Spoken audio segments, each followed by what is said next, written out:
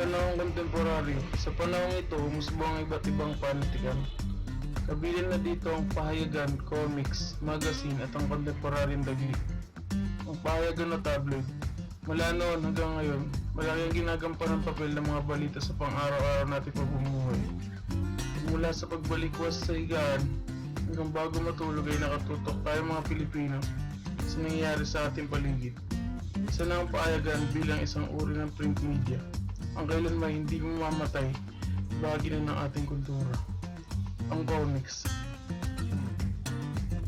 Ang comics ay isang graphicong medium na ang mga salita at larawan ay ginagamit upang ihatid ang isang salaysay o kwento. Maaari maglaman ng comics ng kaunting dialogo sapagkat binubuo ito ng isa o higit pang mga larawan. Maaari maglarawan o maghambing ng pagkakaiba ng teksto upang higit na makaapekto ng malalim. Bagaman, palagi ang paksang katatawanan ang comics sa kasaysayan. Lumawak na ang sakop ng anyo ng sining na ito na kinabibilangan ng lahat ng mga uri. Hinahayaan ng mga artista ang tuklasin ng kanilang sariling ekspresyon. Ang mga bahagi na isang comics. Una, ang pamagat.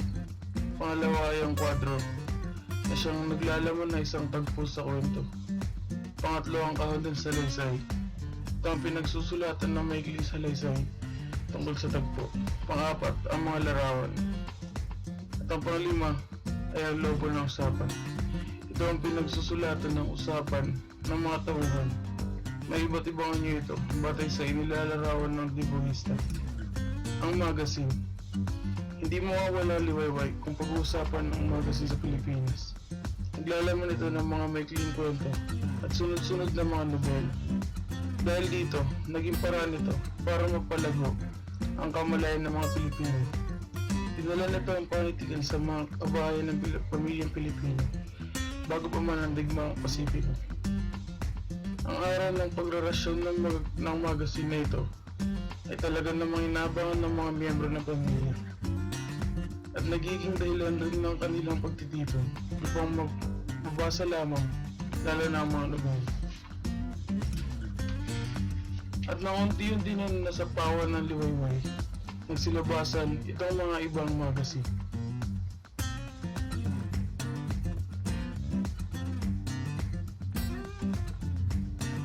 Ang kontemporaryong dagli.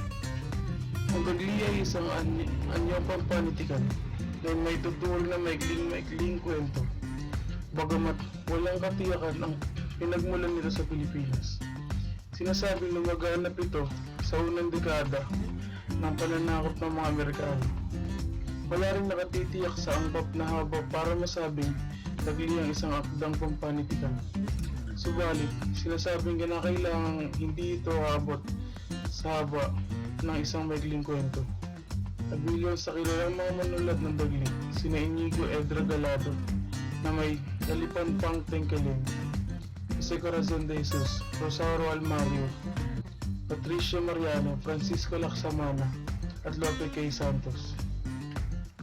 Ang dagli sa kasalukuyan. Karaniwang napagkakamalang katumbas ng flash fiction o science fiction sa Ingles ang dagli.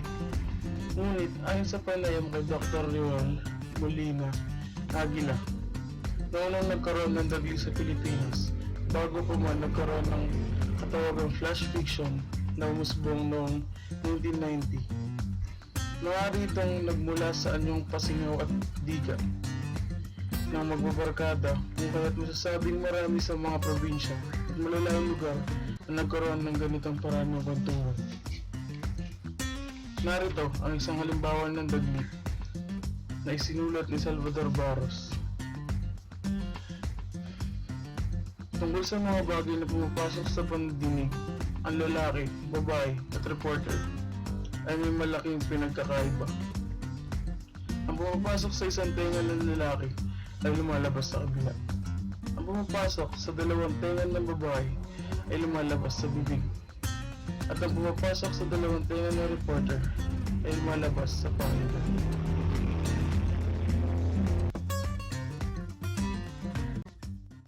Created using Powtoon.